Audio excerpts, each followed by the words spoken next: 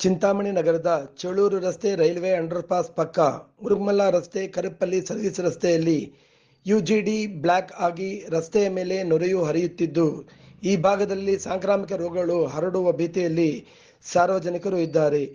UGD ನೀರು service ರಸ್ತೆಯಲ್ಲಿ ಹಲವಾರು ದಿನಗಳಿಂದ ರೈಲ್ವೆ ಅಂಡರ್ಪಾಸ್ ಕೆಳಗೆ ನೀರು ಹೋಗಲು ಮಾಡುವ ಚರಂಡಿಯಲ್ಲಿ ಯುಜಿಡಿ ನೀರು ತುಂಬಿ ಅಲ್ಲಿಯೇ ಬ್ಲಾಕ್ ಆಗಿ ಅಂಡರ್ಪಾಸ್ನಲ್ಲಿಯೂ ಯುಜಿಡಿ ನೀರು ಹರಿಯುತ್ತಿರುವುದರಿಂದ ಗಬ್ಬುನಾಥ ಬೀರುತ್ತಿದೆ.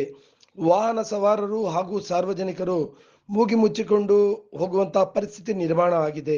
ಈ ಭಾಗದಲ್ಲಿ ಡೆಂಗ್ಯೂ ಸೇರಿದಂತೆ ಇತರ ಸಾಂಕ್ರಾಮಿಕ ರೋಗಗಳು ಹರಡುವ ಭೀತಿಯಲ್ಲಿ ಸಾರ್ವಜನಿಕರು ಇದ್ದರೂ ಸಂಬಂಧಪಟ್ಟ ಅಧಿಕಾರಿಗಳು ಯಾವುದೇ ಕ್ರಮ ಕೈಗೊಂಡಿಲ್ಲವೆಂದು ಸಾರ್ವಜನಿಕರು ಆರೋಪ ಮಾಡುತ್ತಿದ್ದಾರೆ.